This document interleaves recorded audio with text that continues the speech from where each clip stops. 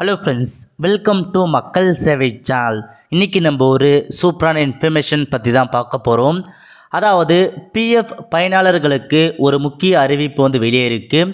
இப்போ இதை பற்றின மொத்த இன்ஃபர்மேஷன் தான் இந்த வீடியோ பார்க்க போகிறோம். இந்த வீடியோ ஸ்கிப் பண்ணாமல் ஃபுல்லாக பாருங்கள். அது மட்டும் அல்ல, இந்த வீடியோ நிறைய பேருக்கு ஷேர் பண்ணுங்க. ஓகே, இபிஎஃப்ஓலேருந்து இந்த ஒரு சுற்றறிக்கையை வெளியிட்டிருக்காங்க.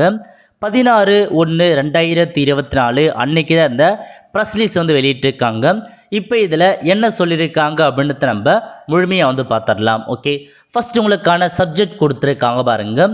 அதாவது removal of Aadhaar from the list of acceptable documents as a date of birth ப்ரூஃப்ன்றதை கொடுத்துருக்காங்க.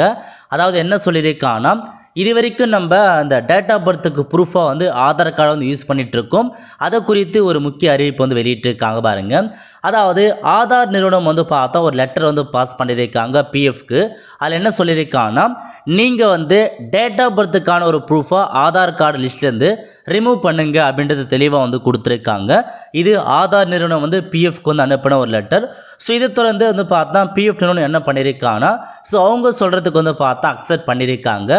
Accepting Aadhaar as a proof of date of birth recording கொடுத்துருக்காங்க. ஸோ என்ன சொல்லியிருக்காங்கன்னா, ஸோ நாங்கள் பார்த்தா ஒத்துக்கிறோம். ஸோ இதுக்கப்புறம் என்ன நடக்க போகுதுன்னா, அதாவது டேட் ஆஃப் பர்த்துக்கான ஒரு ப்ரூஃபாக ஆதார் கார்டை நீங்கள் பயன்படுத்த முடியாதுன்றத தெளிவாக கொடுத்துருக்காங்க. ஸோ இது பார்த்தா ஆதார் நிறுவனம் ஆடியோ பார்த்தா ரிலீஸ் பண்ணிட்டாங்க. டேட் ஆஃப் பர்த்துக்கு ஆதார் கார்டை ப்ரூஃபாக பயன்படுத்தக்கூடாதுன்னு.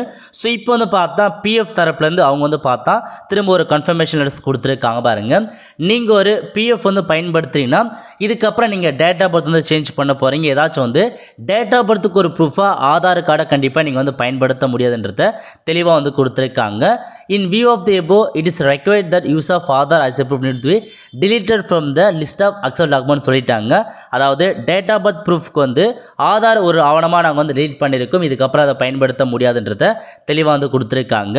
This issues with the approval of the community authority. So இதான் உங்களுக்கான இன்ஸ்ட்ரக்ஷன் அறிவிச்சிருக்காங்க.